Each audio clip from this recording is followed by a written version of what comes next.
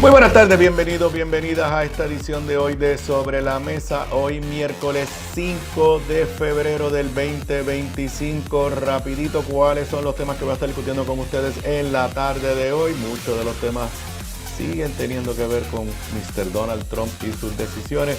Políticas anti-inmigrantes del gobierno no solo afectan a los dominicanos, boricuas temerosos solicitan pasaporte. Amenazadas más de 900 instituciones sin fines de lucro por posibles recortes en fondos federales. Y las amenazas de Trump son por todos lados, anticipan nefastas consecuencias en la isla si se elimina el Departamento de Educación Federal o se reducen sustancialmente los fondos federales de educación.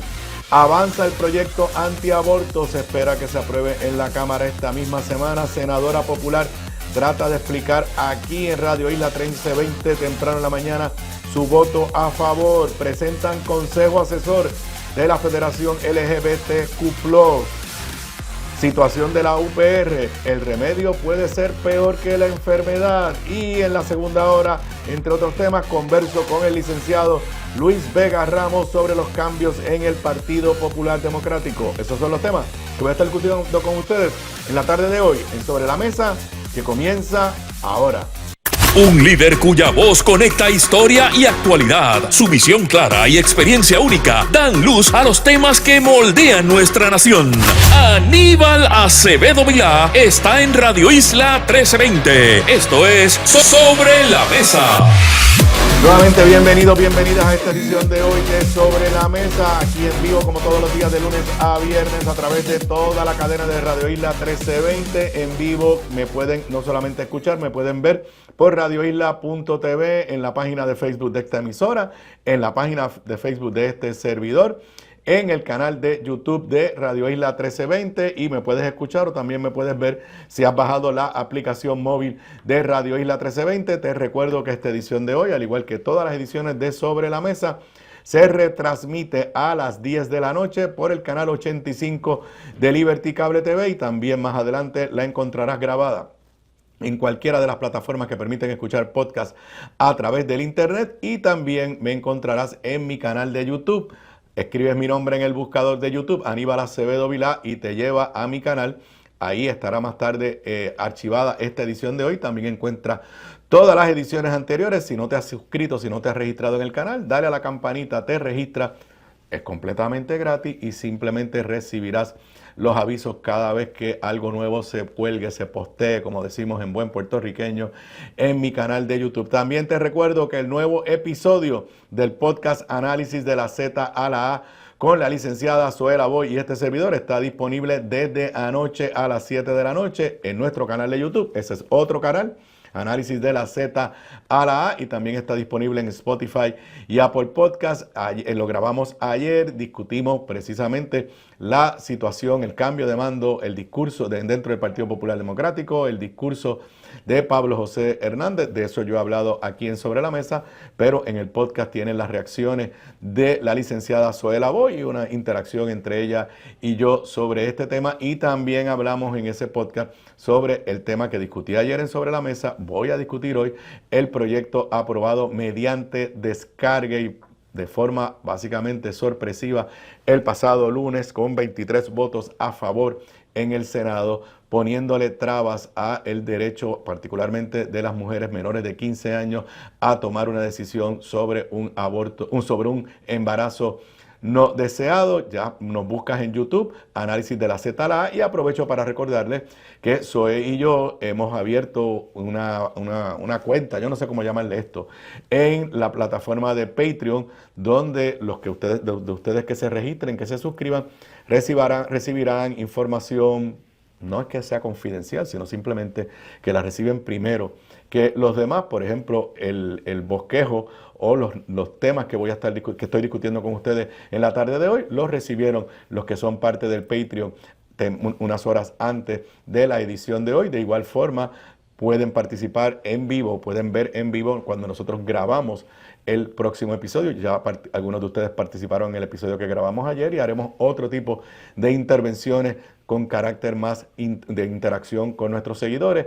Ese es un servicio que se cobra, pero durante el mes de febrero será completamente gratis, así que regístrate en www.patreon.com/análisis de la Z a la A. Bueno, la realidad es que desde el 20 de enero que Donald Trump tomó juramento, todos los días tenemos que hablar de cosas de Donald Trump y hoy no es la excepción.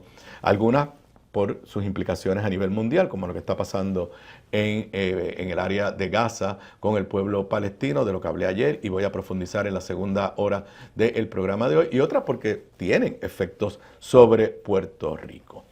Las políticas migratorias del señor presidente, que no, contrario a lo que él ha tratado de decir, y aquí la gobernadora ha repetido, de que de lo que se trata es de deportar a inmigrantes no regulados o que no tienen sus documentos, que son criminales. Esa no es la realidad. Ha habido una política de intervención indiscriminada, pues están causando un gran temor aquí en Puerto Rico, obviamente también en Estados Unidos, pero me refiero aquí a los puertorriqueños o a los que conviven con nosotros. Y aquí hoy hay una historia, hay varias historias que tienen que ver con este tema.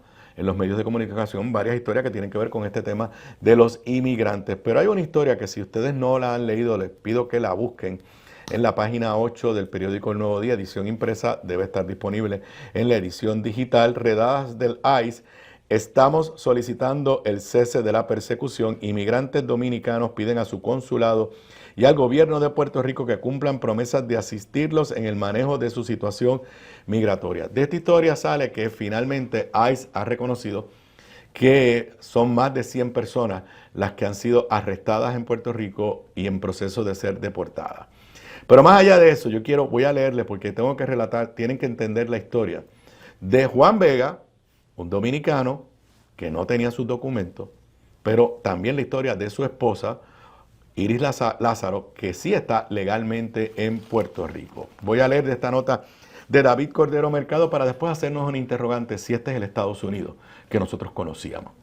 Iris Lázaro pasó casi 9 días entre la angustia y la desesperación de no conocer el paradero de su esposo, Juan Vega, quien fue detenido en el primer operativo contra inmigrantes del Servicio de Inmigración y Control de Aduana, ICE, en Barrio Obrero.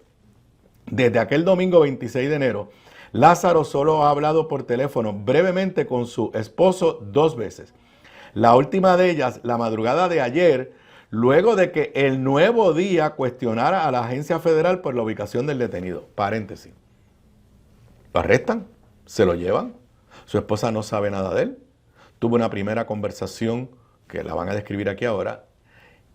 Y en la madrugada de ayer lograron volver a hablar porque el periódico El Nuevo Día intervino. Yo presumo que este es uno de los arrestos que El Nuevo Día presenció cuando esto ocurrió el domingo 26 de enero. Vuelvo a la nota de David Cordero Mercado. En esa segunda llamada, la mujer confirmó que Vega ya fue trasladado por el ICE a Miami, en el estado de Florida. Cita textual de la mujer de Iris. Justo esta madrugada, martes, se comunicó conmigo. Está en el centro de detención de Miami. Comentó a este medio luego de que el lunes manifestara que no sabía nada de su esposo. O sea, hoy estamos a 5 de febrero.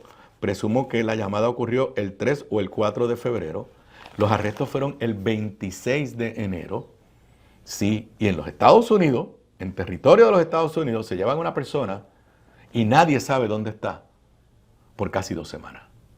Vuelvo a la nota.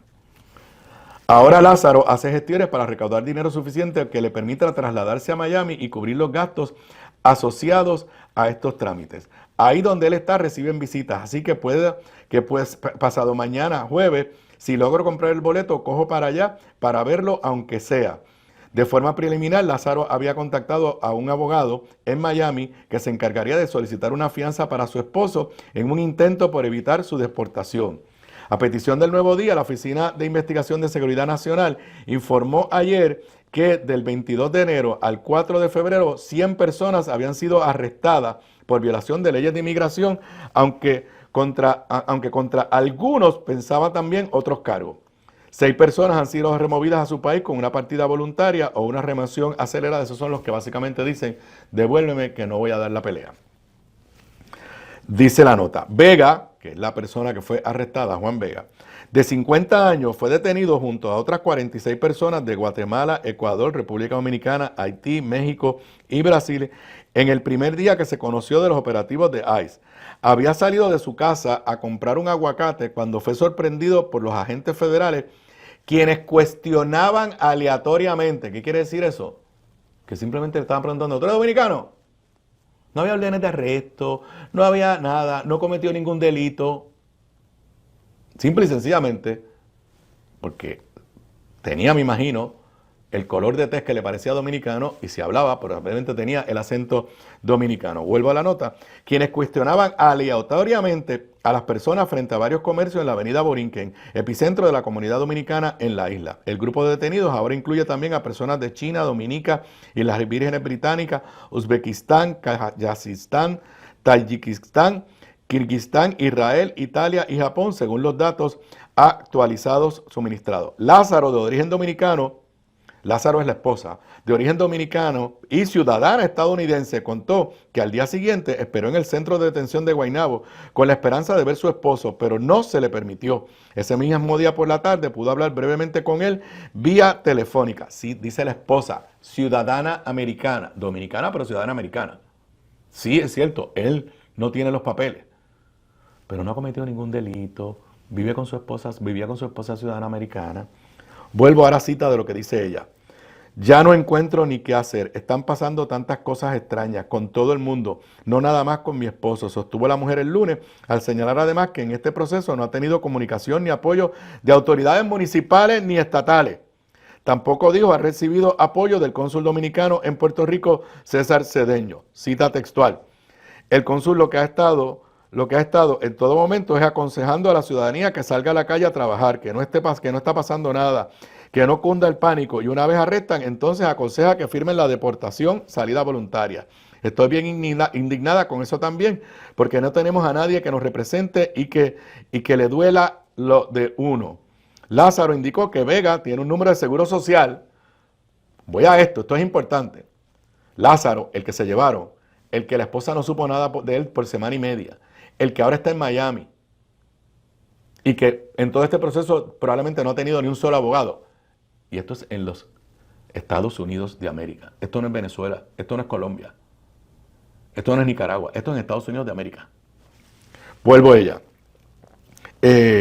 Lázaro indicó que Vega tiene un número de seguro social provisional y que como ciudadana estadounidense ella había completado el formulario I-630, una petición de familiar hecha por un pariente ciudadano como parte de los trámites para la ciudadanía. No es que estamos por la libre, hay personas que siguen los procesos. O sea, este señor ya le había dicho al gobierno de los Estados Unidos a través de su esposa, estoy aquí, quiero regularizar mi situación. Estos no son los criminales que dice Donald Trump. Estos no son los criminales que dice Jennifer González. Sí, estaba aquí de forma no legal. Pero así han entrado miles a Puerto Rico, a Estados Unidos, y que lo que quieren es regularizar su condición, ser parte de nuestra sociedad, y algunos de ellos eventualmente convertirse en ciudadanos americanos. El congresista Adriano Espaillat, congresista americano, que representa uno de los distritos en la ciudad de Nueva York, que es el distrito fuertemente de población dominicana, mi amigo personal, Adriano Espaillat, entró a Estados Unidos ilegal. Entró sin papeles. Y hoy es congresista de los Estados Unidos de América. A esta historia, que de verdad le conmueve a uno, a esta historia, pues están las otras historias sobre lo que está pasando precisamente en Barrio Obrero. Hoy hay una historia en el periódico Primera Hora, que la voy a leer aquí con ustedes. El silencio se apodera de las calles de Barrio Obrero. Es una nota de la agencia EFE en la edición impresa del periódico Primera Hora. El pánico y la incertidumbre se reflejan en la mirada de los pocos transuentes que se atreven a salir de sus casas en los barrios de San Juan, epicentro de la diáspora dominicana, y Blanco de las Redadas. Cita textual aquí a Eleudi Mercedes, que arribó a Puerto Rico hace 7 años. La situación está que ahora mismo en Barrio Obrero no hay vida. No hay vida. Yo vivo en los alrededores de Río Piedra y allá tampoco hay mucho movimiento. Muchos negocios cerrados. Dice la nota, desde la semana pasada, un ensordecedor silencio se apodera de las calles de Barrio Obrero y la música típica de República Dominicana, como merengues y bachatas, han dejado de escucharse en los bares, que están ahora cerrados como muchos otros negocios por miedo. Los efectos económicos los vamos a empezar a sentir pronto, sobre la combinación de la redada y del miedo. Y hablando del miedo, yo lo dije en este podcast, lo he dicho en otras intervenciones mías en Tele 11 o en el podcast con Zoe Lavoy, Análisis de la Z a la A. Yo tengo un viaje programado de placer a Estados Unidos, a Florida próximamente. Yo me voy a llevar el pasaporte, pero yo no voy a pasar por No es vergüenza, porque no es una vergüenza. Es la ansiedad de que te paren y como nosotros pues no tenemos color de gringo y hablamos el inglés con acento, pues piensen que yo pues soy un inmigrante ilegal y si ando con la licencia de Puerto Rico me van a decir eso no es suficiente y te vamos a llevar para interrogarte, bla, bla, bla, bla. Pues el periódico El Vocero tiene hoy su historia en primera plana. Aumentan las solicitudes de pasaportes. El Departamento de Puerto Rico confirma el auge que coincide con la nueva política migratoria del presidente Trump y los operativos de deportación. Yo quiero que sepa que la inmensa mayoría de los ciudadanos estadounidenses, puertorriqueños, mexicanos, dominicanos o americanos blancos, la inmensa mayoría no tienen pasaporte. Claro, si usted es un blanco de ojos azules americano, a usted esto no le preocupa en lo más mínimo porque nadie lo va a parar. Están parando a la gente por su color de piel, por su acento. Algo que debería o creíamos estaba prohibido en los Estados Unidos. Se supone que a ti solamente te detengan si tú eres sospechoso de haber cometido un delito. No se supone que te detengan porque tú tienes un color de piel que no parezcas americano natural. Y no se supone que te detengan porque te escuchen hablando en español o en otro idioma que no sea el idioma inglés. Dice la nota del periódico El Vocero, nota de Jan Flores García. El director de pasaporte en el Departamento de Estado, Dwight Fagundo, informó que se ha registrado desde hace 2 semanas un alto incremento en las solicitudes de pasaporte, documento oficial que acredita la identidad y nacionalidad de una persona. El acta de nacimiento debería ser suficiente, pero si usted se lleva un acta de nacimiento de Puerto Rico, es capaz que, yo me imagino que en Puerto Rico sí los agentes del ICE van a saber, pero si usted está por allá por Florida, o está por Nueva York, o está por Texas, o está por Atlanta, a lo mejor un certificado de nacimiento de Puerto Rico, el agente del ICE ni sabe que Puerto Rico es parte de Estados Unidos y se lo llevan. No es que lo van a arrestar permanentemente, pero lo van a tener 3, 4, 5 horas hasta usted les confirme que usted es ciudadano americano. Estoy hablando de los puertorriqueños, ni hablar de los inmigrantes que legalmente estén en Puerto Rico. Cita textual del director de pasaporte. Se ha visto un incremento increíble. Las personas buscan más bien un instrumento que establezca su ciudadanía, ya sea el libro de pasaporte o la tarjeta de pasaporte. Claro, la tarjeta de pasaporte la gente se enfoca más porque la pueden llevar en la billetera. Es más fácil de acceso.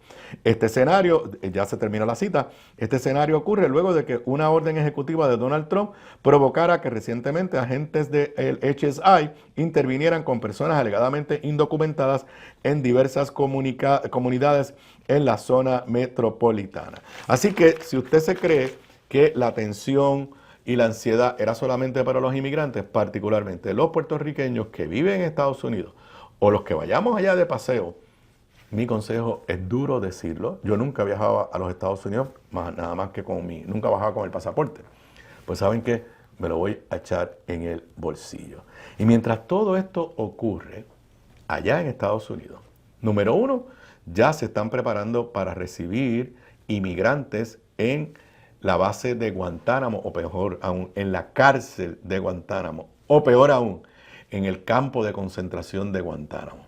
Si es difícil para doña Iris Lázaro montarse en un avión, ciudadana americana, montarse en un avión, ir a Miami para entonces tratar de ver a su esposo que está en un centro de detención, a Juan Vega, imagínense si se llevan a Juan Vega para Guantánamo. Ahí no hay forma de que un familiar pueda llegar. Ahí para que los abogados lleguen, me imagino que será, si es que le dan acceso a los abogados, a través de Zoom o una de estas cosas virtuales. Y Donald Trump está proponiendo llevarse cerca de 30,000 inmigrantes hacia Guantánamo. Y ya los empezaron a recibir y ya las Fuerzas Armadas están preparando las barracas en lo que tengo que... O sea, la cárcel de Guantánamo cogió fama luego de los atentados terroristas de septiembre 11 del 2001, en que se convirtió en un centro de tortura. Y eso está reconocido. Pues ahora, hacia allá, van a ir miles de inmigrantes indocumentados bajo el gobierno de Donald Trump. Pero esto no termina ahí. Esto no termina ahí. El gobierno de Donald Trump, a quien respalda Jennifer González, está en negociaciones para enviar a una mega prisión de El Salvador, no solamente inmigrantes, óigame bien, a confinados estadounidenses, ciudadanos americanos. Leo esta nota de la edición digital de Metro. ¿Qué saber sobre la mega prisión de El Salvador tras el acuerdo con Trump para enviar migrantes y ciudadanos estadounidenses? Nota de prensa asociada publicada en la edición digital de Metro. El gobierno de Estados Unidos y el presidente de El Salvador, Nayib Bukele, anunciaron el lunes que habían llegado a un acuerdo que permite al gobierno de Donald Trump enviar tanto a migrantes detenidos como a ciudadanos estadounidenses encarcelados a la pequeña nación centroamericana que ha suspendido algunos derechos básicos mientras combate a pandillas callejeras. El gobierno de Estados Unidos no puede deportar a ciudadanos estadounidenses y el secretario de Estado, Marco Rubio, dijo el martes que obviamente hay cuestiones legales involucradas. Se están pasando la Constitución por donde no le da el sol. O sea, ya no se trata de la violación de los derechos más básicos a inmigrantes. Ahora se trata de ciudadanos americanos, es verdad, ya fueron convictos, están en unas cárceles, pero mandarlos a un país del extranjero. O sea, deportar a ciudadanos americanos, es verdad, están presos. Entonces, el propio secretario de Estado, Marco Rubio, dice, tenemos una constitución. Ah, de verdad, no lo sabía, reconoció. Pero eso es una oferta muy generosa. Obviamente, la administración tendrá que tomar una decisión. O sea, ya firmaron un acuerdo para que Bukele en El Salvador reciba a presos estadounidenses. Y ahora, después que firmaron el acuerdo, ahora van a ver cómo le dan la vuelta a la Constitución para deportar ciudadanos americanos. Bukele ha convertido las severas y duras prisiones de El Salvador en un sello distintivo de su agresiva lucha contra el crimen. Y ahí entra un poco en detalle en términos de lo que ha hecho Bukele, que yo no voy a entrar a discutir aquí, pero Bukele está entre los admirados definitivamente por Donald Trump. Así que, señoras y señores, todo este tema de las medidas discriminatorias y las medidas, a mi entender, inhumanas, que no respetan los derechos civiles más básicos contra la comunidad inmigrante, tiene consecuencias que trascienden. ¿Cuánto me falta aquí de este primer segmento? Pues ya estoy terminando este primer segmento, así que voy rapidito y quizás pues lo dejo para el segundo segmento. Como le dije, estoy hablando de decisiones de Donald Trump, pero que están teniendo ya efectos sobre Puerto Rico. Historia de primera plana del periódico El Nuevo Día. Alerta en el tercer sector. ¿Qué es el tercer sector? Lo que conocemos como las entidades sin fines de lucro. Las que llevamos diciendo que tenemos que fortalecer. Las que llevamos diciendo que son una alternativa a lo que el gobierno no puede hacer bien o la que la empresa privada con fin de lucro no puede hacer bien. Pues titular, desprotegido ante las amenazas de recortes federales. Organizaciones con alta dependencia de estos fondos y que atienden poblaciones vulnerables como niños desamparados y mujeres maltratadas se preparan para un escenario fiscal complejo. Es cierto que la orden ejecutiva y la orden administrativa de Trump está congelada, pero está congelada porque un tribunal lo detuvo. Pero esta es la intención de Donald Trump. Y si prevalece en el tribunal, hay que prepararse. Voy a la nota de Benjamín Torrecotay, página 4, en la edición impresa del periódico El Nuevo Día. Temen una sacudida mortal. Casi 1 millar de organizaciones no gubernamentales que reciben fondos federales para manejar servicios esenciales como atención a menores y mujeres maltratadas, ancianos desamparados y educación temprana a niños se preparan para el peor escenario ante el impacto que se espera tenga sus operaciones y en las poblaciones a las que sirven, los recortes que impulsa la administración de Trump. En Puerto Rico existen alrededor de 14,000 organizaciones sin fines de lucro, de las cuales 6.6%, que serían cerca de 924, son ONG que reciben fondos federales para operar, según un estudio de la firma Estudios Técnicos. En el 2023, el último año en que la información está disponible, las ONG recibieron 150 millones de dólares en fondos federales, según el informe anual. Pero eso no es todo, porque hay algunas que, aunque no lo reciben directamente, tienen contratos con agencias del gobierno de Puerto Rico, y esos fondos con los que contratan las agencias del gobierno de Puerto Rico son fondos federales. Ese es el caso, por ejemplo, de Escape, una ONG que lleva 42 años combatiendo el maltrato infantil y que es subcontratada con fondos federales por el Departamento de la Familia para manejar algunos de los planes de servicios que la agencia dispone para familias en cuyo seno se ha producido ese problema de maltrato de menores. Y Donald Trump no lleva ni un mes en el poder. Y cojanle la palabra.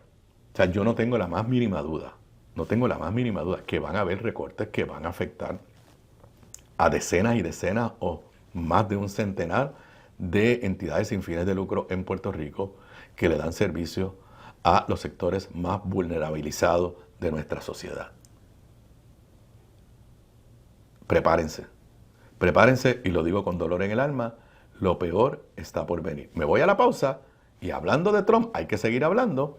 Ya historias en los periódicos de Puerto Rico, ¿qué pasaría si se elimina el Departamento de Educación Federal? Con eso y más, regreso luego de la pausa. La clave para la buena cocina, además de los ingredientes y recetas, está en la calidad de los productos en los que cocinas. Por eso te recomiendo mi línea Giovanna Heike Cookware Collection, con acabado en cerámica, mangos ergonómicos y 4 milímetros de espesor para mejor conducción de calor. Lo distribuye North Caribe Imports y su marca Caribe, donde además encuentras utensilios de cocina y limpieza para tu hogar. Ahora cuida tu jardín con Caribe Garden. Caribe, calidad, experiencia y el mejor precio. Pídelos en tu supermercado más cercano. Simplifica tu vida con Caribe. Distribuye North Caribe Imports, la empresa puertorriqueña con más de 50 años sirviéndote a ti. Bocados Divino, el lugar perfecto para almuerzo o cena. Menú internacional, especializados en los mejores guisos, cabrito al vino, rabo encendido y el mejor osobuco que puedes encontrar. Mariscos frescos del país, langosta de nuestras costas, amplia carta de vinos y jugos naturales, con la mejor localización, seguridad y amplio estacionamiento gratis. Bocados Divino, en el edificio del Colegio de Abogados en Miramar. Para reservaciones, llamar al 787-238-1530. Gramas Lindas, gramas, plantas, palmas y todo para tu jardín. En Dorado, 796-1386, 796-1386. Gramas Lindas, excelente calidad y servicio insuperable. 796-1386.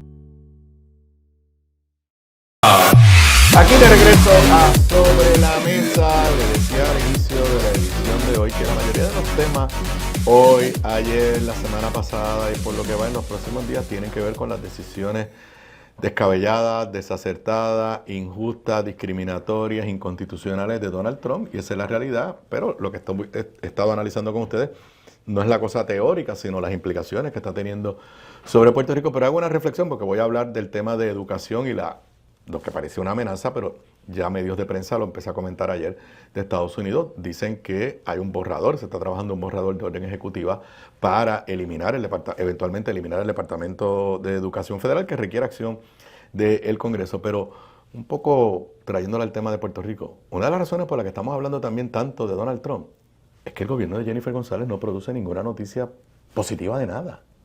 O sea, no hay nada que yo tenga que analizar aquí de qué está haciendo Jennifer y su gobierno en educación, de qué está haciendo Jennifer y su gobierno en desarrollo económico, de qué está haciendo Jennifer y su gobierno para atender la situación de seguridad, de salud. Así que con los periódicos, o sea, hay que llenarlo de noticias. Yo tengo 2 horas aquí que comentar. Yo preferiría estar hablando de las iniciativas de la gobernadora y si son buenas aplaudirlas y si no son buenas criticarlas. Pero no hay nada de qué hablar. O O sea, usted mire, escuche los noticieros, vea los noticieros de televisión, escuche los programas de análisis, lea los periódicos, entre al internet y mira a ver si hay algo de acción del gobierno de Jennifer González que se pueda comentar. Como no hay eso, pues sí hay cosas de la legislatura del PNP, que las hemos comentado y las vamos a comentar hoy también. Con ese paréntesis, bueno, ayer les dije, porque esa noticia rompió, básicamente cuando yo estaba en el programa, que originalmente creo que fue CNN, ya lo tienen todos los periódicos, habían recibido fuentes que le indicaban que se estaba trabajando una orden ejecutiva para ser emitida por el presidente para eventualmente eliminar al Departamento de Educación y que le iba a hacer a dos niveles. Primero, se le iba a dar una instrucción a la nueva secretaria del Departamento de Educación, que no ha sido confirmada, pero que va a ser confirmada.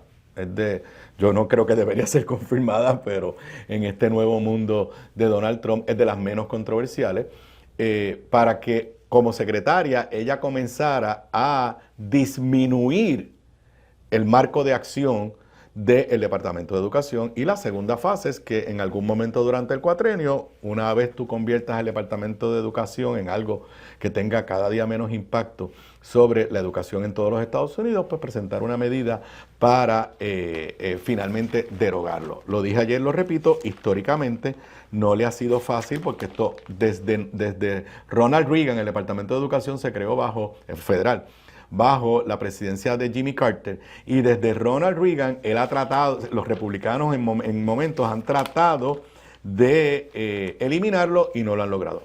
Pero los tiempos de Donald Trump son tiempos totalmente diferentes. Voy primero a una nota en el periódico El Nuevo Día y luego a una entrevista que le hicieron hoy aquí al exsecretario de Educación, César Rey, un educador y un humanista.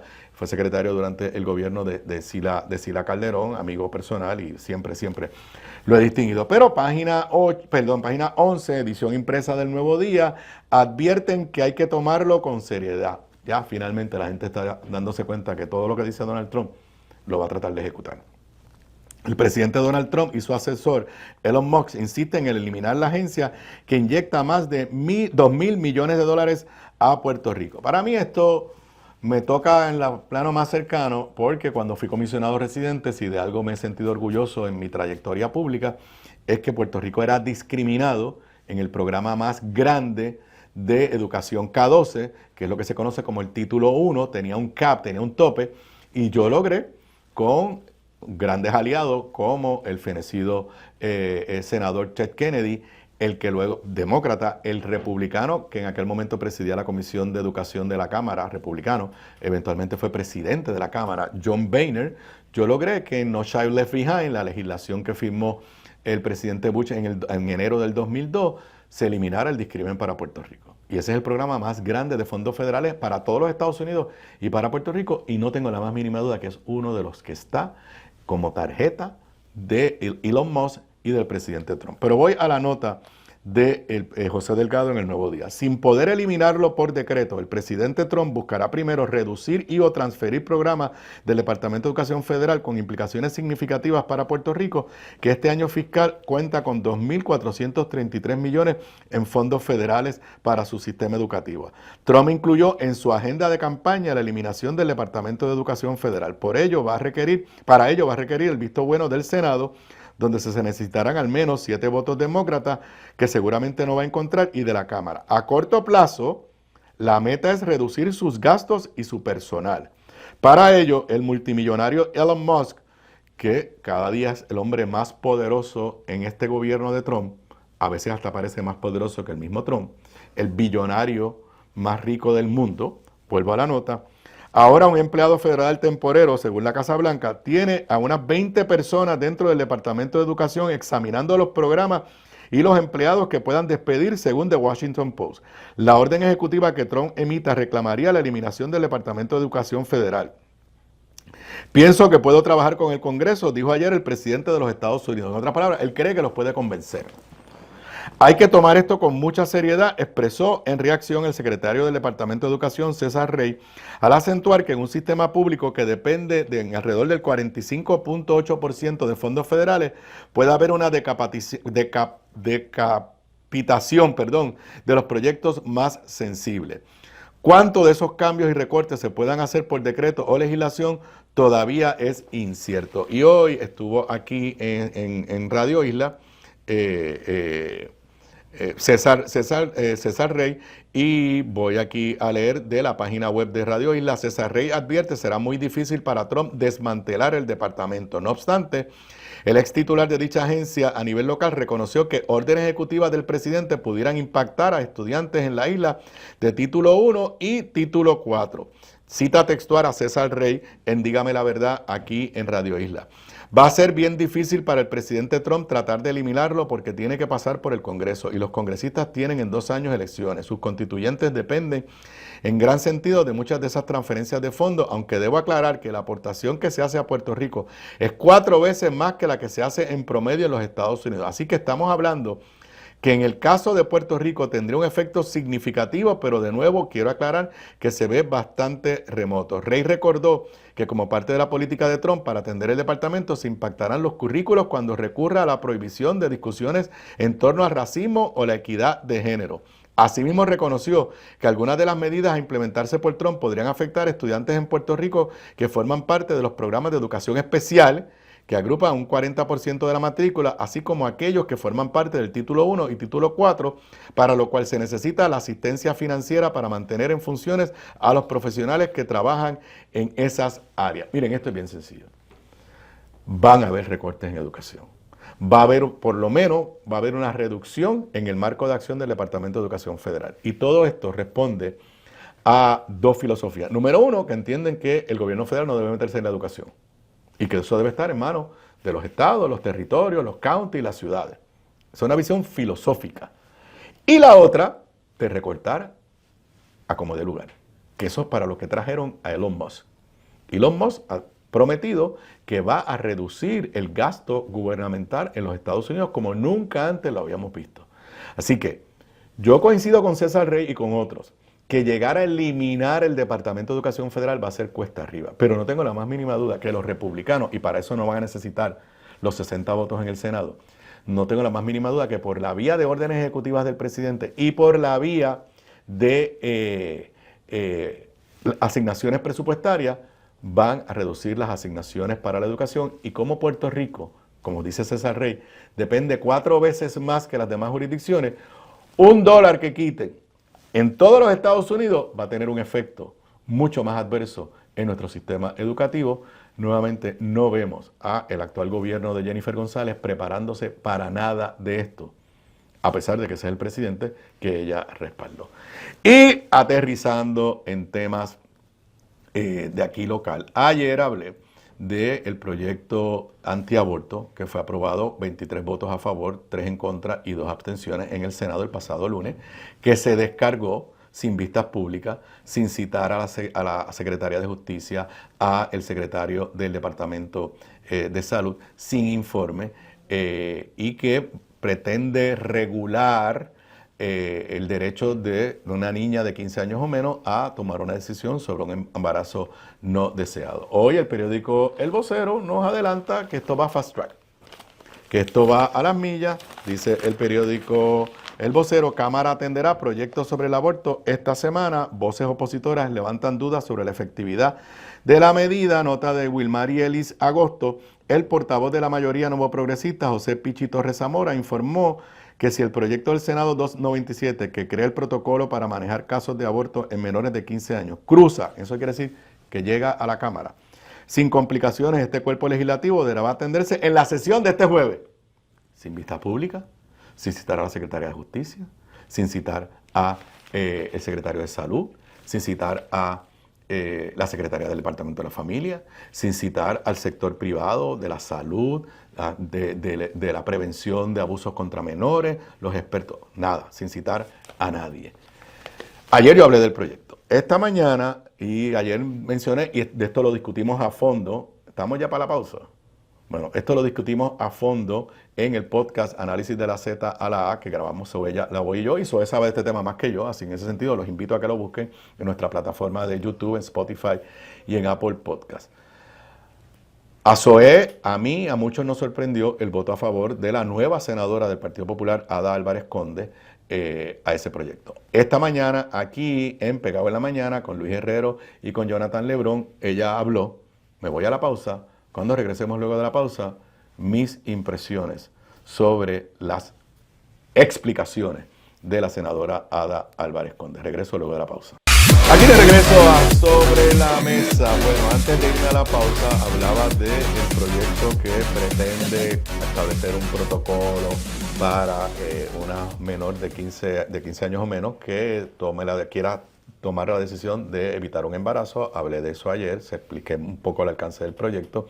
Y antes de irme a la pausa, había hecho referencia a la intervención que tuvo la senadora Ada Álvarez Conde hoy aquí en Puestos para la Mañana con Luis Herrero y con Jonathan Lebrón. Primero voy a volver a repetir lo que hace ese proyecto. Ese proyecto dice que si una niña, porque sí, es una niña, de 15 años, que ya quedó embarazada, o sea, ya lo primero que no debió haber ocurrido, ocurrió, quedó embarazada. Pero ese proyecto no brega con eso, o sea, ese proyecto no le preocupa, no atiende nada del problema de embarazos de menores en Puerto Rico. Que ese es el verdadero problema. Pero ese proyecto no tiene nada que ver con eso. No tiene que ver con eso. Ese proyecto tiene que ver con menores que deciden ir a una clínica donde se hace legal y desde el punto de vista médico de la forma adecuada y decidir, yo no quiero tener este bebé, tengo 15 años, no estoy preparada, no puedo ser madre y quiero terminar este embarazo. Eso no es un problema en Puerto Rico. No hay una epidemia de niñas de 15 años abortando. Hay una epidemia de niñas de 15 años pariendo. Eso sí lo hay.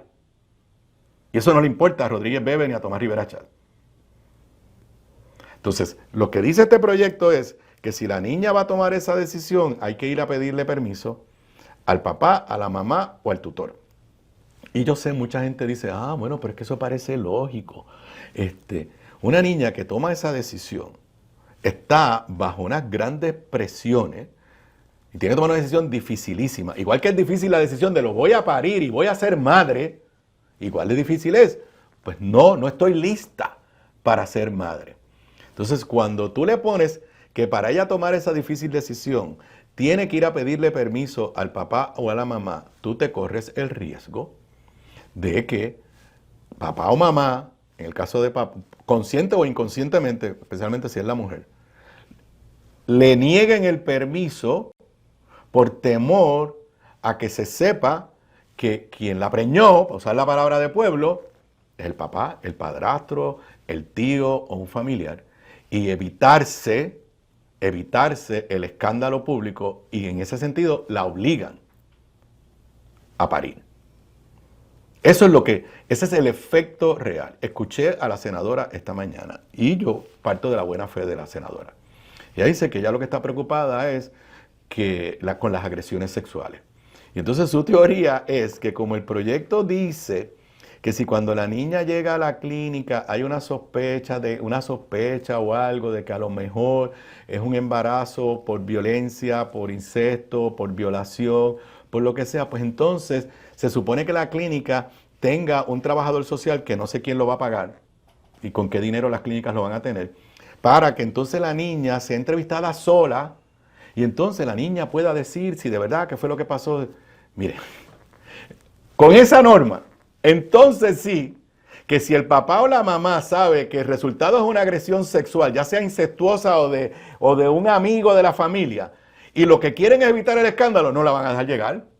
Porque de la única forma, según ahora está escrito el proyecto, Ada, según el proyecto está ahora escrito, de la única forma que nos enteramos que a lo mejor hubo una agresión sexual, es porque la niña fue con papá a la clínica o con mamá. Y si lo que queremos precisamente es permitirle a una niña que la agresión ocurrió en su círculo íntimo de familiares o de amistades, porque pueden ser amistades bien cercanas, permitirle que vaya sola, que vaya con una amiga de mayor edad, que vaya con una prima.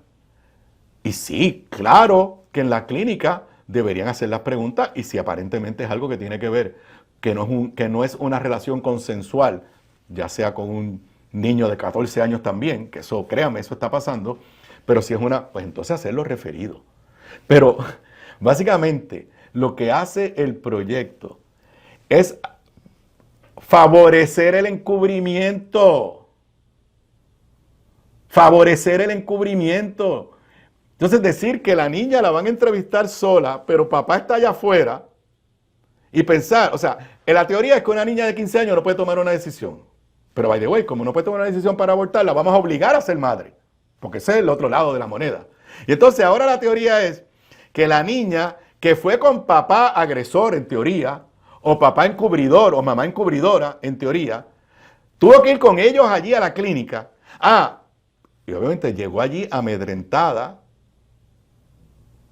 porque si papá le va a dar el permiso a abortar, pues probablemente le va a decir, vas a abortar, pero no puedes decir que fui yo, no puedes decir que fue tu abuelo, no puedes decir que fue el tío, porque avergüenza en la familia, esto se queda entre nosotros.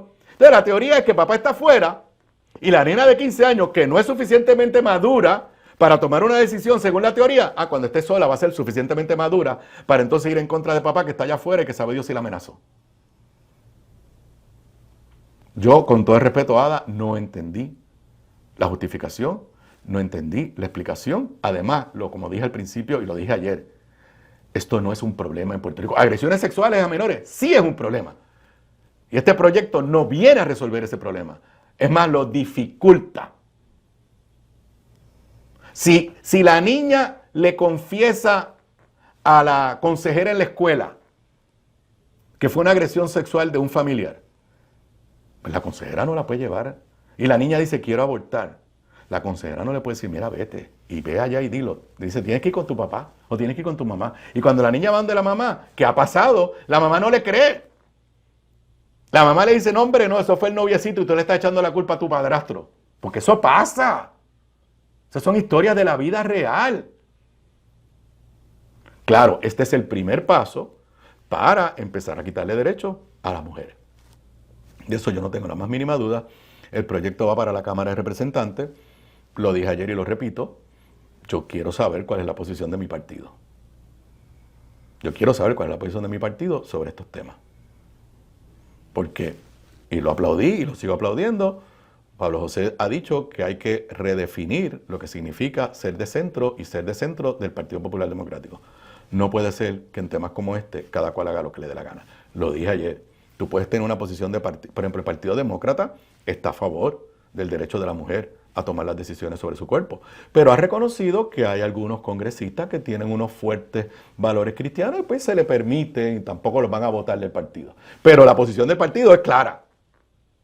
Aquí yo creo que el país necesita saber cuál es la posición de mi partido sobre este tema, máxime cuando ahora va para la Cámara de Representantes y es cuestión de días, según dijo el portavoz de la Cámara de Representantes. Y hablando precisamente de todas estas agendas de discrimen, de quitarle derechos a las minorías, con mucho orgullo participé esta mañana en una conferencia de prensa de la Federación LGBTQ+, una organización que se creó poco después de las pasadas elecciones, por su líder es Pedro Julio Serrano, activista de esa comunidad, y creó un consejo asesor que nos invitó a un grupo de personas. Hoy estuvimos en una conferencia de prensa en el Colegio de Abogados como consejo asesor, dando a conocer el consejo asesor. Le voy a leer la nota para no resumir yo mis impresiones de la actividad.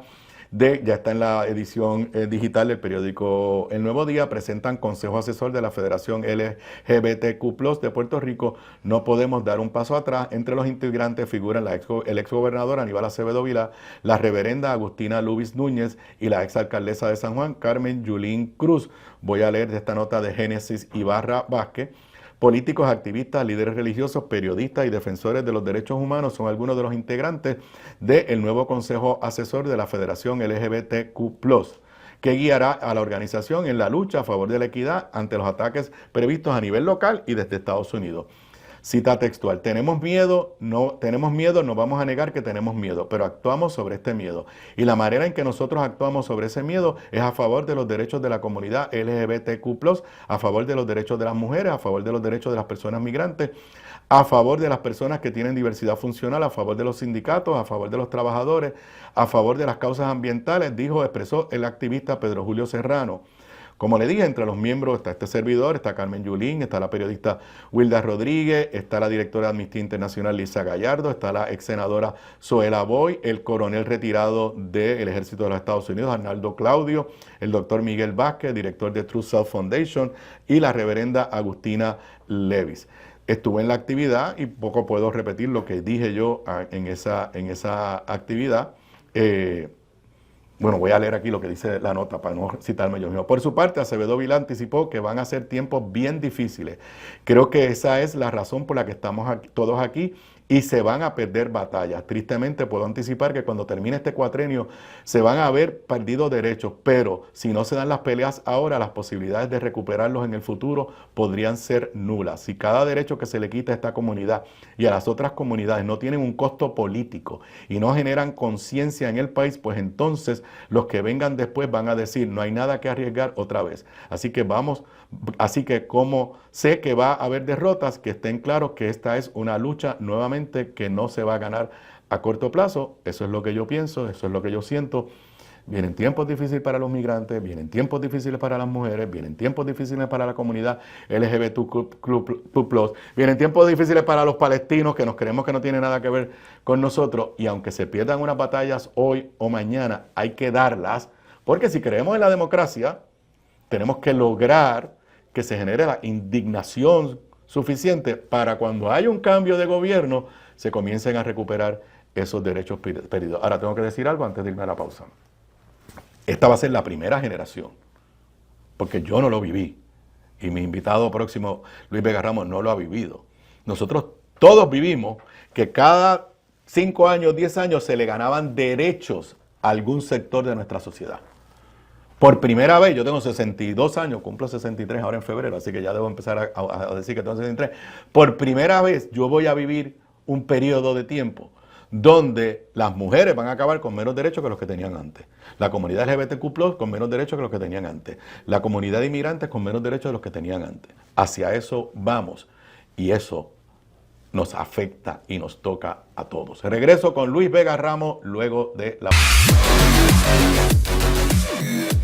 Aquí de regreso a Sobre la Mesa en esta segunda hora. Tengo un invitado de lujo, un invitado especial, un amigo personal y que en muchas ocasiones ha hecho debatidor designado en las diferentes etapas de Sobre la Mesa en el pasado, del podcast de Aníbal, y ahora en ya lo llamo el tercer season, porque el segundo season fue cuando volví y era por 1 hora, y ahora el tercer season es cuando estoy en 2 horas aquí en Sobre la Mesa. A los que no nos están viendo en video, pero nos van a escuchar, pues aquí está el amigo Luis Vega Ramos. Saludos, Luis. Saludos, Aníbal, saludos a tu gente que nos sigue, que te sigue, a ti en este espacio. Saludos a Fede y saludos a ti con los Yankees. Te tengo que traer un viernes nada más que para dejarte a ti, matarnos. Sí, con Fede ahí hablando de los Yankees de Nueva York.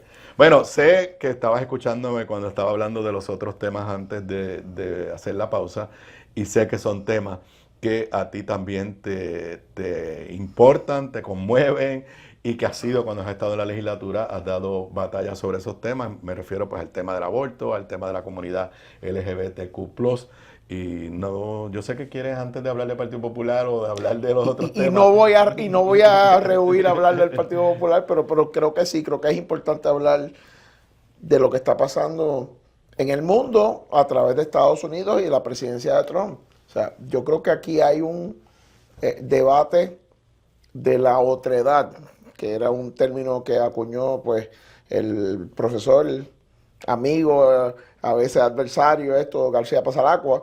¿Qué rayo quiere decir la otredad? Pues la otredad es lo que no son los que se supone que sean. Okay. Y Trump ha decidido que su filosofía de vida es enemizar, hacer adversario a los que no son como nosotros. Quiero decir, ¿verdad? Como él. Los blancos, los rubios, de ojos azules. Sí.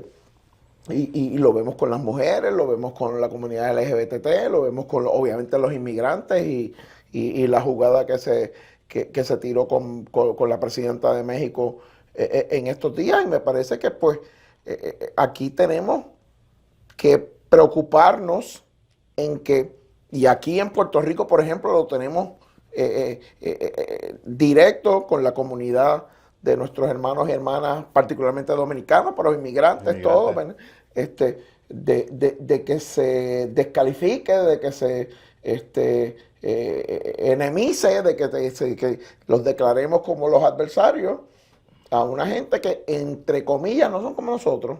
Y yo creo que esa es una de las jugadas de Trump, y eso a mí me preocupa mucho, y lo ves en la cosa de inmigración, lo ves en el Departamento de Educación, porque el defunding del Departamento de Educación, el reducir las alternativas de servicios del Departamento de Educación Federal en los estados y en Puerto Rico y en los territorios, lo que sea, lo que acaba haciendo es cerrándole posibilidades a los que menos tienen para poder tener acceso a la educación. Y es la misma guerra y tú la has hablado, y la has explicado, creo que mucha enjundia, y ahora lo tenemos con la renuncia del presidente de la Universidad de Puerto Rico, que se ha llevado contra la UPI. Esa es la escalera de acceso social, de elevación social de generaciones. Yo te la puedo decir en mi familia y yo sé que la puedo hablar en la tuya. Para darnos oportunidades no solo de servirle al país, sino de poder echar para adelante nosotros y nuestra familia. Y eso me parece a mí que es lo que está en juego con esta presidencia de Trump, que en balance, pues tú ves a Trump haciendo un montón de cosas malas, peligrosas, que asustan, y ves a la gobernadora de Puerto Rico haciendo nada, que asusta, que preocupa y nos pone en una situación, ¿verdad?, creo yo, de indefensión. Y antes de entrar al tema del Partido Popular, en esa inacción de la gobernadora en términos generales, pues lo que está ocurriendo es que le ha dejado el campo, particularmente el campo legislativo, totalmente abierto a Tomás Rivera Chatz y a su agenda ideológica, no de estatus, ideológica de ultraderecha. Y de lo que él cree que es la constitución de la suma de votos para poder ganar elecciones. O sea, él está apelando a un sector conservador, a un sector de derecha, que él cree que se le escapó o se le medio escapó al Partido Nuevo Progresista para traerlo de vuelta. Y por ahí empujar la cosa y pues me parece que son temas importantes. Por eso es que pues coincido con tu análisis, ¿verdad?, del proyecto de los derechos reproductivos, ¿verdad? Hay que tener cuidado con esto. Como tú dices, ponerle las responsabilidades a una niña, y pues yo tengo una de 14 años, tú sabes, estoy ahí en la guardarraya, y sin apoyo, pues me parece a mí que es una cosa sumamente peligrosa.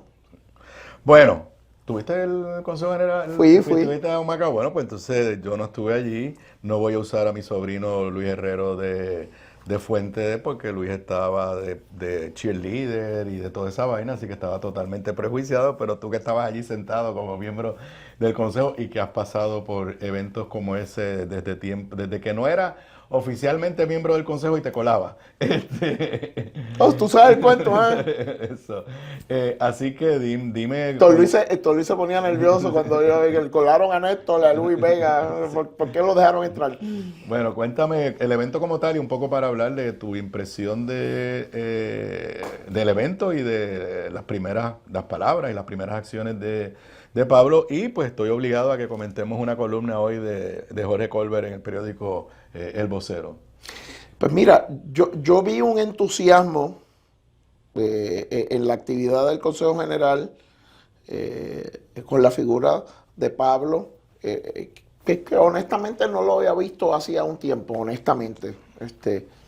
Sí, hay un cariño por otros líderes en los pasados ciclos electorales, pero pues yo vi un cariño, un entusiasmo, una esperanza que no había visto quizás en algunos tiempos. Una pregunta, porque inclusive los periódicos usaron esa palabra esperanza. ¿Tú sentiste allí una esperanza simple y sencillamente como popular de que a lo mejor podemos volver a ganar, o una esperanza como puertorriqueño de que a lo mejor podemos adelantar unas cosas en las que creemos y no le hemos podido adelantar en los últimos 3 ciclos electorales? Porque son dos diferentes, son dos cosas diferentes. Sí, lo son. Yo sentí 2 apuestas, una racional y una emocional. Sí, y no lo voy a negar, allí había un montón de nostalgia. La había y yo por primera vez... Me dicen que pusieron los jingles de todos nosotros. Sí, o algo así, y usaron tu activado y toda la cosa. Y, pero pues a nivel emocional, y esto es emocional, ¿La política es así? claro, pues sí, por primera vez yo lo vi coger ese templete, esa tarima, y asumir responsabilidad. Y cuando dijo, o sea, yo era de los que creía, Aníbal, que era un error de Pablo José asumir la presidencia ahora. Yo se lo dije en privado y él me convenció de por qué lo iba a hacer. Y a mí me convenció también. Yo era de los que creía que era un error, que lo que teníamos era que protegerlo, que pudiera entonces madurar en su responsabilidad en Washington. Y a mí él me convenció cuando llegó a la Junta de Gobierno última bajo el amigo Jesús Manuel Ortiz. Y él dijo, no, aquí hasta que se acabe el escrutinio. Y después, cuando Jesús Manuel diga su decisión, pues yo diré la mía. Y ya yo lo tenía claro. Ya yo dije, ok, estamos claros. Y yo dije, ok. ¿Puedo decir algo así medio controversial? Sí, pues claro. A mí él, ese día y el domingo, me dijo que el huevito, como le dicen, tiene huevo. Y yo creo que eso es importante en este momento. Y digo, perdón si a alguien le molesta. No nos van a quitar la licencia del FCC. El huevito, como le dicen, pues los tiene. Y está dispuesto a asumir el reto de esa empresa, que es una empresa difícil. En la gran mayoría de las cosas debemos estar de acuerdo. Hay una otra que tendremos que trabajar. Esa hablamos ya mismito. Esa tendremos que trabajar. Pero a mí lo que más me ha impresionado pues, la entrada de Pablo José Hernández Rivera, pues es Hernández y Rivera, padre y madre, es que ha decidido asumir la responsabilidad por el Partido Popular, que fue un poco lo que tú hiciste también en el 97, o sea, y fue lo que Rafael hizo en el 69, y dice, pues está bien, esto es un escenario complicado. Esto es un escenario, ¿verdad?, que venimos de una pescosa, pero pues yo voy a asumir la responsabilidad. Y me parece que esa primera señal nos dice mucho a nosotros, y me parece que esa primera señal que la intuíamos prendió la base del Partido Popular Democrático. Que tenemos que ponernos de acuerdo en unas cosas, que tendremos que pelear en otras. Eso es parte del proceso. En lo sustantivo, en términos de su mensaje y de sus primeras acciones, ¿qué comentarios podrías darnos en términos de tu reacción? Bueno, yo creo que hizo unos nombramientos buenos para mandar un mensaje de que pues aquí hay una nueva generación que tiene que asumir responsabilidad. Ernesto, que conozco y aprecio, obviamente Manuel, pues que no puedo decir suficiente, ¿verdad? Tú sabes la historia que tenemos, creo que son 2 buenas designaciones. Creo que tiene ahora en unos proyectos que complementarlo con algunos de ustedes, nosotros, que tengamos un poquito más ganas, porque creo que también eso es importante. Hay que mandar un mensaje a nuestras generaciones más combativas y demás guerras que seguimos contando con ellas y con ellas, pero creo que empezamos bien. Es como manejamos unos temas, y yo sé que él hizo un mensaje largo, hizo un mensaje valiente. Puede que yo no esté de acuerdo en todo lo que dijo, pero en una gran cantidad de las cosas que dijo me parece que estuvo bien. pero está poniendo un proceso de, mire, tenemos que hacer esta cosa nueva otra vez. Ok, en el tema que desde tiempo inmemorial ha sido un tema pues álgido dentro del Partido Popular y que en unos momentos, yo recuerdo por ejemplo la asamblea de programa de gobierno de Victoria Muñoz en el 1992, que es la primera vez que yo corro para representante en aquella ocasión.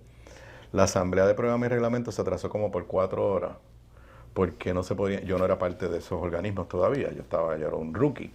Yo estaba fuera, lo que te quiero decir, porque mientras estábamos los demás esperando a la asamblea, la Junta de Gobierno... Y yo te estaba velando como uno de los líderes futuros de nuestro partido. Pero la Junta de Gobierno no se podía poner de acuerdo en el lenguaje sobre estatus que iba a tener el programa de gobierno que se le iba a presentar a la asamblea. Y pues, aquello pues... ¿Cómo tú te sientes en el manejo de ese tema por Pablo? Las cosas que ha dicho antes, porque ha dado bastantes entrevistas, y la entrevista con José Delgado, él le hizo muchas preguntas sobre el tema. Y la conversación contigo. En la entrevista conmigo y obviamente en el mensaje del pasado domingo. Pues mira, yo me siento cómodo. Yo sé lo que Pablo José cree. Y yo sé que Pablo José y Aníbal Acevedo Vilá y Luis Vega Ramos tenemos algunas diferencias.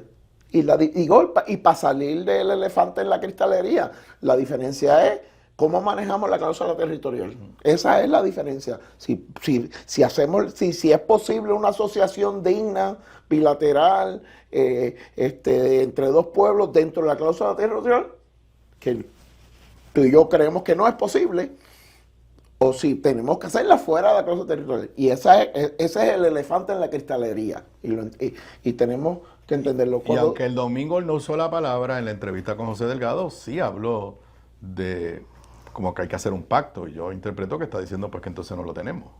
Claro. Y además está diciendo, y yo interpreté otra cosa más. Está diciendo, él es autonomista y tú eres autonomista. Sí, o sea, los que estamos dentro de la cláusula territorial o los que estamos fuera de la cláusula territorial, pero que queremos una relación de asociación, somos autonomistas. Es una cosa, ¿verdad?, de cómo se estructura. Y eso a mí me parece importante. Y yo pues quiero pensar, lo he hablado con él, lo hablé con su abuelo, para que la gente a lo mejor no lo sabe, porque no se ha discutido, no se ha desmenuzado mucho. La última propuesta de Hernández Colón, y tú lo sabes, lo presentó en la Junta de Gobierno, tuvimos unas reuniones con él allá en Ponce, era que bajo la propuesta esta de Obama de negociar con el Departamento de Justicia, nosotros fuéramos con lo nuestro y ellos fueran con lo de ellos. En el libro que me paso hablando y no acabo de terminar, sí, y que yo te debo información. Relato muy bien eso. Y que hiciéramos un pacto de no agresión, de yo no te voy a combatir lo tuyo, tú no me vas a combatir lo mismo, y cuando regresemos, pues regresemos con lo que regresamos. Y yo creo, yo entiendo, ¿verdad? Y aspiro que esa es la propuesta de Pablo José.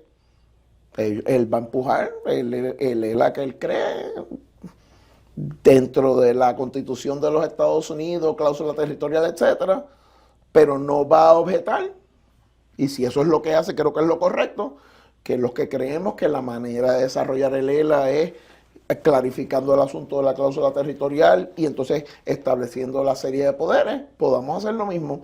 Y me parece a mí que si eso es lo que él empuja institucionalmente y si eso es lo que él maneja en el Congreso de los Estados Unidos como comisionado residente, pues va a tener su turno al bate. Yo puedo tener mi convicción de que pues eso tiene unos problemas y yo lo he discutido con él y él me discute para atrás y que él cree los problemas de la posición de nosotros.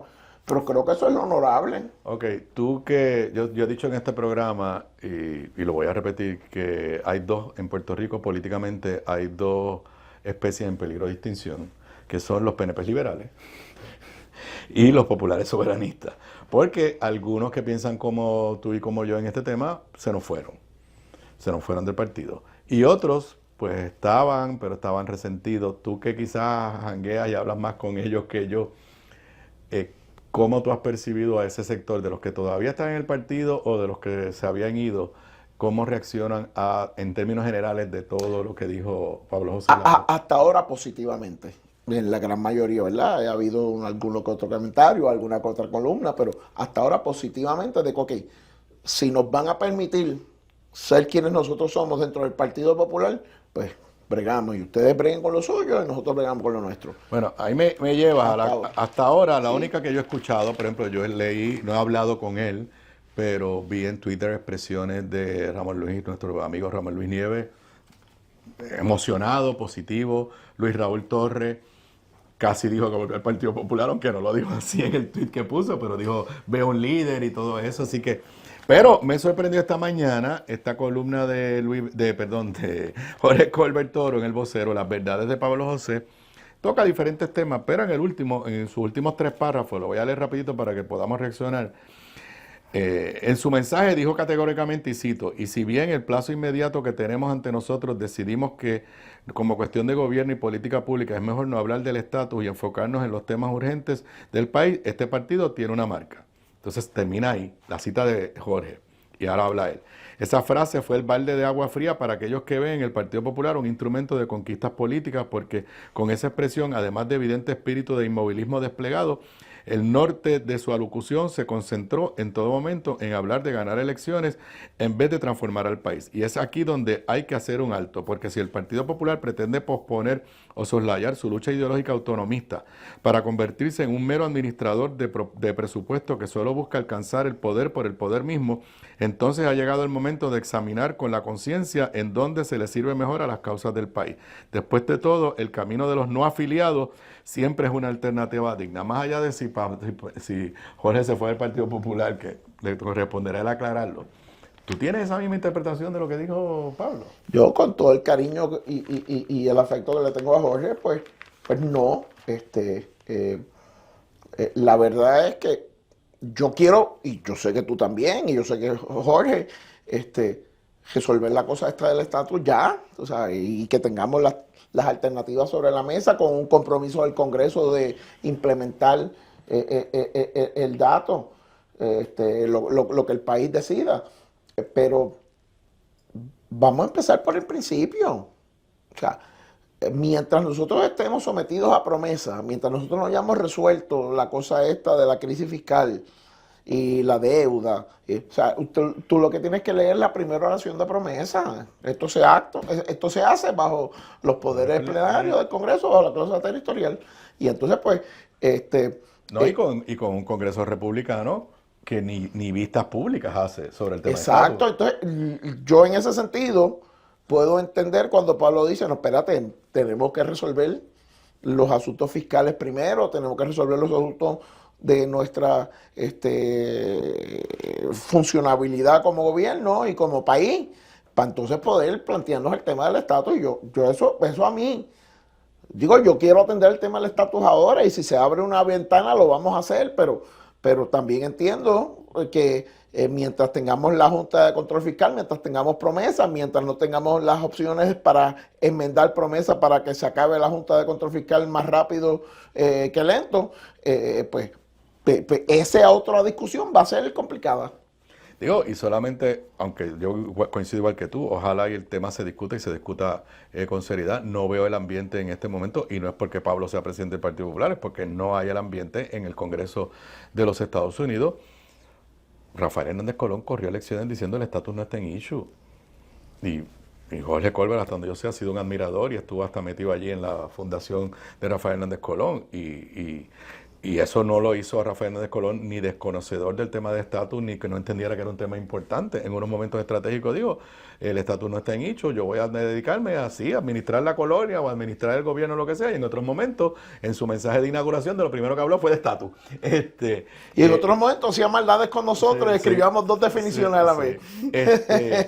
Así que un poco, o sea, bueno, para empezar, yo no identifico a Jorge Colbert ya como del sector liberal soberanista del Partido Popular. Es más, para mí, Jorge Colbert es parte del inmovilismo dentro del Partido Popular. Pero esa es mi opinión. Así que Pero ahí está, es la primera Yo le quiero. La todavía. primera figura que pues trata de distanciarse o de romper con la línea que lleva Pablo José. Como yo dije en la columna que publiqué en mi Patreon, y un poco con Zoe también lo mencioné en el podcast, y ayer lo mencioné, y el lunes lo mencioné, yo creo que Pablo no usó el lenguaje inflamatorio que otros líderes en años recientes han usado en el Partido Popular. Para los que no pensamos exactamente igual en el tema de estatus, aquí hubo gente, y hay gente que me quiere votar del Partido Popular, pues porque yo simplemente a base de lo que he vivido me convencí que la relación que tenemos en este momento es colonial, pero yo no soy estadista, no soy independentista y quiero trabajar una relación autonómica, de asociación, como usted la quiera llamar, que sea digna y mutuamente beneficiosa para ambos. Gracias, Luis, por este ratito, y te volveré a llamar mucho gusto. para conversar de temas de actualidad. Me debes llamar un viernes o un lunes. Para estar con Fede. Muy bien. Muy bien. Regreso luego de la pausa. Aquí de regreso a Sobre la Mesa en los últimos dos segmentos de la edición de hoy, miércoles, mitad de semana, miércoles 5 de febrero del 2025. Ayer en el segmento con José Bernardo Márquez hablamos un poco sobre la situación de la UPR ante la renuncia de su, hasta esta semana, presidente Luis Ferrao, más allá de la información que ha trascendido de que de verdad pues no es tanto que él renunció, sino que estaban a punto de votarlo. Hoy aquí en Radio Isla 1320, el representante estudiantil reconoce que había presentado una moción para retirarle la confianza y que pues esa se iba a como que dice, a ejecutar durante el mes de febrero. Para mí eso no es lo más preocupante, ya Luis Ferrao pues es historia. Para mí lo que me preocupa es que quizás aquí se va a aplicar dos refranes de puertorriqueños, o dos refranes en español, yo no sé si en otros lugares del mundo lo usan. Primero, el que dice que el remedio puede ser peor que la enfermedad. Y el otro, le digo con todo el respeto a Luis Ferrao, yo no tengo nada en contra de él y yo no creo que fue un extraordinario presidente, pero no creo que fue un desastre como presidente de la Universidad de Puerto Rico. El otro refrán, el que dice mejor malo conocido que bueno por conocer. Hoy el periódico El Nuevo Día, en su página 6, tiene una historia. Universidad de Puerto Rico, inquietud tras la salida de Luis Ferrao. En momentos complejos se discute quiénes podrán aspirar a ocupar la presidencia del primer sistema universitario del país. Una nota de Keila López Alicea. Leo los primeros párrafos para darles mi análisis. La salida de Luis Ferrao no resuelve los problemas que enfrenta el sistema universitario, por lo cual su sucesor o sucesora en el cargo deberá alistarse para defender los intereses de la institución, argumentaron entidades que agrupan empleados docentes y no docentes. Cita textual de la Asociación Puertorriqueña de Profesores Universitarios. La renuncia de Luis Ferrao se enmarca en un escenario de incertidumbre que demanda respuestas claras y acciones diferentes. Exhortamos a la gobernadora y a la Junta de Gobierno a que tomen en serio el nombramiento de quien ocupará el cargo y que desistan de nombrar a personas por sus afiliaciones político-partidistas o personas que no cuentan con el favor de la comunidad universitaria. El propio Ferrao, al anunciar su renuncia el lunes en la tarde, alertó sobre, cita textual, los impactos fiscales y las medidas draconianas que se avecinan para la UPR. Argumentó que la inhabilidad de impulsar su propia agenda fue una de las razones de su salida. La Hermandad de Empleados No Docentes sostuvo por su parte que Ferrao no debe salir del cargo sin antes dejar su propuesta para el presupuesto del año fiscal 2025-26. Cita textual, la renuncia de un presidente de la universidad siempre provoca inestabilidad en la institución, señaló la secretaria de Información del GENT, Sheila Dávila. Es una tragedia que en lo que va de siglo la mayoría de los presidentes han tenido que salir del puesto de manera deshonrosa y con el repudio de la comunidad. Ferrao Delgado no emitirá más declaraciones sobre su renuncia, reafirmó ayer su portavoz en la administración central. Bueno, primero que nada, esta renuncia le trae inestabilidad a la Universidad de Puerto Rico. Inestabilidad que ocurre en uno de sus momentos más difíciles, por las decisiones de la Junta de Control Fiscal, que todavía le tiene las manos en el cuello en su empeño de estrangular a la UPR. Así que con una Junta de Control Fiscal, y voy a repetir esto, y lo dije desde que estaba en Sobre la Mesa hace años atrás aquí en Radio Isla, recuérdense que los recortes a la Universidad de Puerto Rico que impuso la Junta de Control Fiscal estaban en el primer plan fiscal del gobierno del PNP de Ricardo Rosselló, aquel que celebraron en el jardín hundido de la UPR. El plan fiscal de 2017 contenía la eliminación, la reducción sustancial del subsidio a la UPR y la eliminación a los alcaldes del fondo de equiparación. Que después el PNP y los gobiernos del PNP se echaron para atrás, eso es otra cosa, pero estaba en el plan fiscal y la Junta ha dicho, esto está en el plan fiscal, así que hay que dejarlo. Esa agenda de la Junta contra la universidad no ha terminado. Y entonces ahora queda descabezada la universidad nuevamente, lo que de por sí trae inestabilidad, pero trae inestabilidad en un momento donde ¿quién va a sacar la cara por la UPR frente a la Junta de Control Fiscal? Eso es lo primero que tengo que decir. Lo segundo, es cierto que ha habido mucha inestabilidad en los últimos años, pero yo voy aquí al récord. Antonio García Padilla fue presidente de la Universidad de Puerto Rico desde el cuatrenio de Sila Calderón. Estuvo el cuatrenio completo de este servidor. Y se tuvo que ir porque cuando ganó, estuvo todo el cuatrenio, porque cuando ganó Fortuño, lo obligó a irse.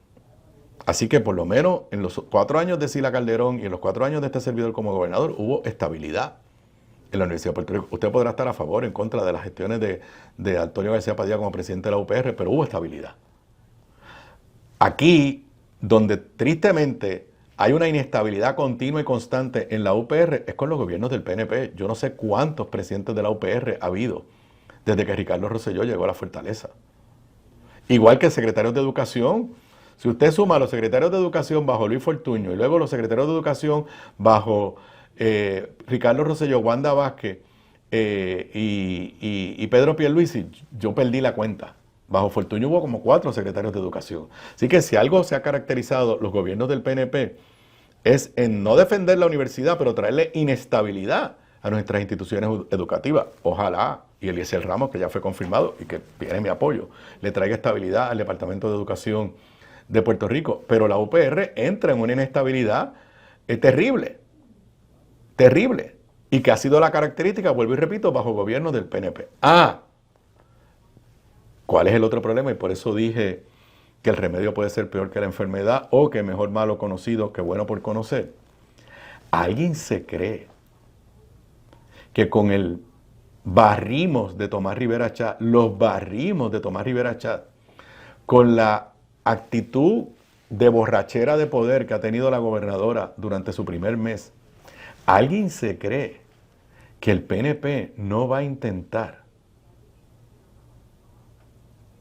que los sectores más ultraconservadores se apoderen de la Universidad de Puerto Rico?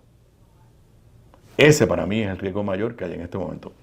Si me hubieran preguntado a mí, yo hubiera preferido que se hubiera quedado Ferrao en el cargo. A lo que está por venir, va a haber inestabilidad inicialmente y una guerra de poder por qué sector del PNP se queda y se apodera y controla la universidad, y me temo que el que va a prevalecer es el sector más ultraconservador. Y si en algún lugar se le puede hacer un daño terrible a la universidad porque que esté bajo el control de todas estas teorías, ideas ultraconservadoras, trompistas, es precisamente en la Universidad de Puerto Rico. Bueno, y en una noticia que está en la sección de negocios de el periódico El Nuevo Día, y que le cuesta a uno trabajo creer, ir a un restaurante en Puerto Rico cada día está más caro, y yo lo entiendo, ir al colmado está más caro. La mano de obra está cada día más difícil. Usted ha ido a restaurantes que tienen al frente, desde los de fast food hasta los restaurantes finos, tienen en una esquinita, se buscan empleados. Pues, una genio de nuestros legisladores, la senadora Nitza Morán, dice el periódico El Nuevo Día, nota de Marian Díaz, medida impulsa cobrar las propinas automáticamente. Un nuevo proyecto de ley permitiría a los establecimientos de comida también cobrar cargos especiales a los consumidores. ¿Qué es esto? O sea, que además de lo que me va a costar el plato, me van a imponer la propina y me van a poner cargos. ¿Por qué? De aprobarse el proyecto del Senado 235, los negocios de comida y bebidas podrán cobrar cargos por servicio, así como imponer propinas automáticas en las facturas a los consumidores, algo que hasta ahora está prohibido por ley. La medida de la autoría de la senadora Nitza Morán propone enmendar la Ley 209 del 2016, conocida como la Ley para la Transparencia en el Recibo de Compra, y que en su momento se aprobó precisamente para prohibir la práctica de los restaurantes de cobrar al consumidor un cargo por servicio sin que se especifique qué antemano, qué cargo y por qué se cobra al consumidor. Morán sugiere cambiar el nombre a Ley para la Transparencia en las Actividades Comerciales. Establece la medida que se permitirá el recibo de compra, que el recibo de compra puede incluir la frase cargo por servicio o cualquier otro renglón en inglés o español para incluir cargos cuando expresamente lo solicite o autorice el consumidor. Dice, el proyecto indica que el cargo por servicio es el cargo que cobra un establecimiento comercial por entregar un bien o brindar un servicio específico independientemente del costo básico del bien o servicio objeto de transacción comercial. En la exposición de motivos, a manera de ejemplo, se indica que los establecimientos de comida podrán cargos de transportación, aquí está mal escrito, no soy yo, cargos de transportación, entrega, manejo, envío, reservación de áreas, cambio de configuración. O sea, ¿qué es esto? El proyecto también menciona que se podrán cobrar un cargo si el grupo de comensales es de más de 6 personas. Asimismo, el restaurante podrá cobrar un cargo adicional si el cliente pide un menú especial o algo distinto al que se sirve habitual. O sea, de verdad, primero, lo he dicho ya varias veces. 1, si no hay un problema, ¿para qué te pones a legislar? ¿Cuál es el problema? ¿Cuál es el problema? Y en segundo lugar, y con esto me voy a la pausa, mientras Jennifer González no le presente al país una agenda de acción gubernamental concreta, ya sea por la vía de la presentación de legislación o ya sea por acciones directas y concretas de sus jefes de agencia y de la propia Fortaleza, mientras eso no pase, estaremos a la merced de lo que salga de la legislatura del PNP. Regreso luego de la pausa. Aquí de regreso a Sobre la Mesa, ya en el último segmento de esta edición de hoy de Sobre la Mesa, miércoles 5 de enero de febrero del 2025. Les recuerdo que el más reciente episodio de Análisis de la ZLA, el podcast que hago semanalmente junto con la licenciada Zoela Boy, está disponible. Discutimos precisamente la juramentación de Pablo José el pasado domingo con la perspectiva de Zoela Boy sobre lo que sucedió. Creo que es interesante el análisis y las expresiones de Zoé sobre ese tema, y discutimos también, y en ese tema lo domina ella mucho más que yo, el proyecto limitando el derecho al aborto que fue aprobado sorpresivamente y por descargue el pasado lunes. Además, este fue el primer episodio que grabamos Zoé y yo desde que abrimos nuestra cuenta en Patreon, y como parte de los beneficios de aquellos que se suscriban a Patreon, estuvieron todos invitados a ver a través de Zoom en vivo la grabación del episodio, y la realidad es que fue una experiencia bien chévere. Eso estuvo un rato conmigo ayer por teléfono aquí en Sobre la Mesa. Así que los invito a que busquen el episodio en nuestro canal de YouTube bajo el nombre Análisis de la ZLA, en Spotify y en Apple Podcast, y les invito a que se registren en nuestro Patreon, patreon.com/análisis de la Z a la A, y pues estarán recibiendo información privilegiada. El próximo martes podrán vernos los que quieran a través de Zoom en vivo y hacer sus comentarios, y reaccionamos y se convierte en una especie de diálogo, y le estamos dando Zoé y yo casco a qué cosas más nos inventamos para ofrecerle a los que se suscriban al Patreon. Este mes de febrero es gratis. Luego, a partir del próximo mes, decidiremos pues cuál será el cargo mensual que estaremos cobrando. Es algo que se ha puesto de moda, pero es una forma de tener una interacción directa de nosotros dos con ustedes. Bueno, y este segmento sí se lo tengo que dedicar completamente a Donald Trump, no de cosas que nos están afectando directamente, como hablé al principio de la edición de hoy de Sobre la Mesa. Primero que nada, saben que una de las órdenes ejecutivas, de las primeras órdenes ejecutivas que firmó Donald Trump, fue la locura esta de, por la vía de una orden ejecutiva, enmendar la Constitución, lo cual es inconstitucional, pero básicamente decir que si usted nace en Estados Unidos de una mujer que no está legalmente en Estados Unidos, y no tiene un padre que sea ciudadano americano, usted no va a ser ciudadano americano. En otras palabras, borrar de la Constitución lo que dice que toda persona nacida, la enmienda 14, toda persona nacida en los Estados Unidos es ciudadano americano. Nos dice el periódico Metro, ya había habido una orden de un tribunal, pero ahora hay otra orden. Juez ordena poner en pausa orden de Trump sobre ciudadanía por nacimiento. La jueza Deborah Boardman indicó que ningún tribunal de la nación ha apoyado la interpretación de la 14 enmienda hecha por Trump, y este tribunal no será el primero, así que tenemos otro caso más donde se le declara preliminarmente la inconstitucional esa orden ejecutiva. Dijo la juez, la ciudadanía es un derecho más precioso otorgado expresamente por la 14ª enmienda de la Constitución. La jueza señaló que la ciudadanía es una precaución nacional, una preocupación nacional que exige una política uniforme, añadiendo que solo una orden judicial a nivel nacional proporcionará un alivio completo a los demandantes. Este caso, igual que muchos otros, de segurito va hacia el Tribunal Supremo de los Estados Unidos, pero es una barbaridad lo que está proponiendo Donald Trump. Es un intento de él reescribir la Constitución de los Estados Unidos. Y es un tema que se discutió esta mañana con Julio Rivera Saniel, me parece que se discutió, pero sí sé que se discutió en Puestos para la Mañana. El servicio postal había decidido que no se iban a estar aceptando envío por correo de paquetes de China y Hong Kong, lo que afectaba directamente a dos plataformas, una que se llama Chain y otra que se llama Temu. Yo no las uso, pero horas después se echaron para atrás. Si algo estamos viendo con esta vaina de Donald Trump, y le digo vaina, es una gran incertidumbre. Emiten una orden, después la congelan, después la echan para atrás, los tribunales la detienen, pero ese es Donald Trump. Dice la nota de Metro, Servicio Postal revoca decisión de suspender envíos desde China, así que si usted tenía algo pendiente, le va a llegar. El Servicio Postal revocó el miércoles su decisión de suspender los envíos de paquetes provenientes de China y Hong Kong un día después de anunciar la medida.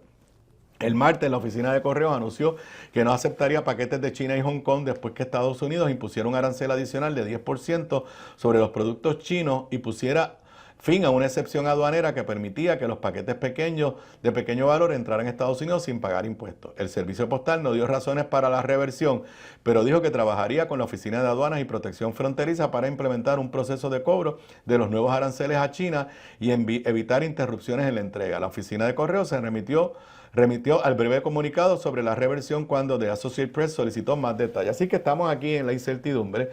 Si los productos que vengan de China van a ser más caros, 10% más caro que el arancel que tenían antes, que ya era alto, creo que era de 25%.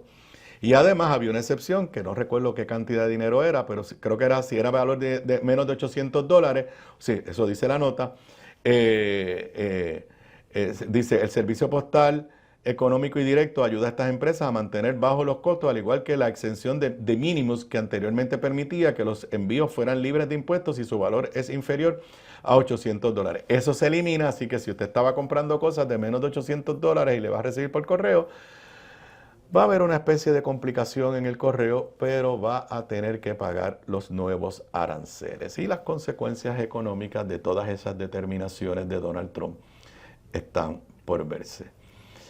Ayer en el programa, y yo estaba en shock, fue una noticia que rompió mientras yo estaba en vivo. Donald Trump hizo unas expresiones que luego más tarde anoche las explicó con más detalle con el primer ministro de Israel, Benjamín Netanyahu, al lado de él, donde Donald Trump se reafirmó ayer en que él quería sacar a todos los palestinos de la Franja de Gaza, mandarlos para algún otro lugar.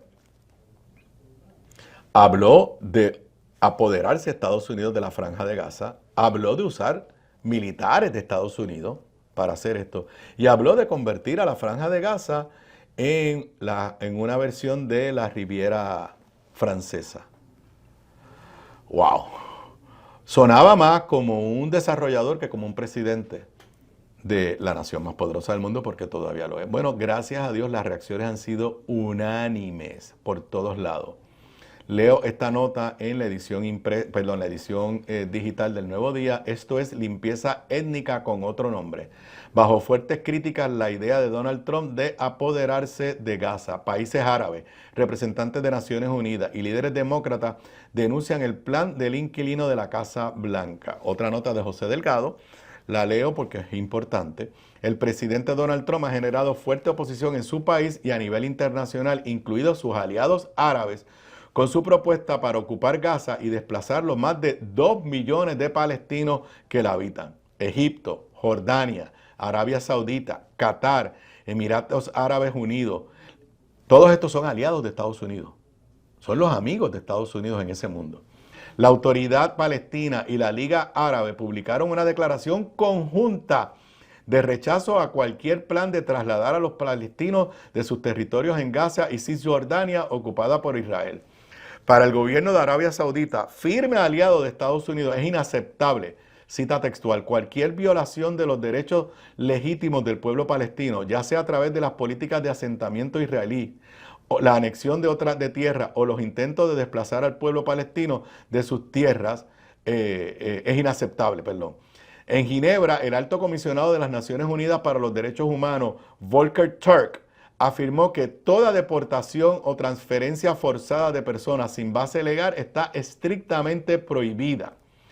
Ahora citan a Trump, veo una oportunidad a largo plazo y creo que eso aportaría una gran estabilidad a esa parte del Mediano Oriente y tal vez todo el Mediano Oriente, dijo Trump, al alegar falsamente que los palestinos quieren irse de Gaza, solo que no tienen oportunidades. Para Trump, los palestinos de la Franja de Gaza deben marcharse a Egipto y Jordania.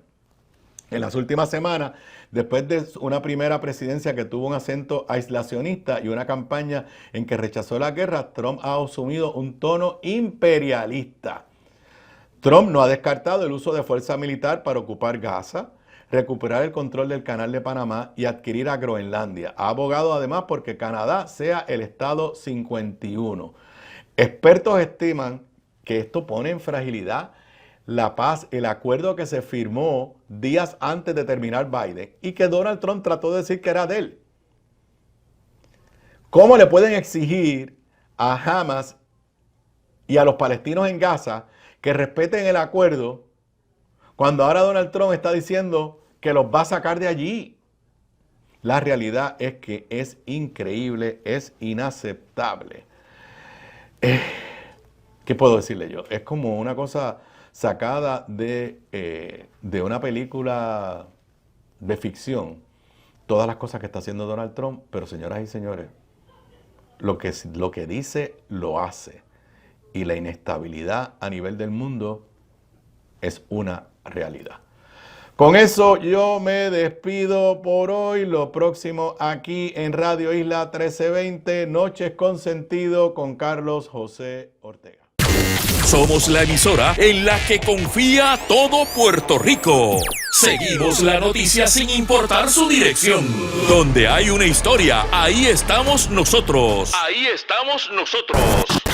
Radio Isla 1320. Somos el sentir de Puerto Rico.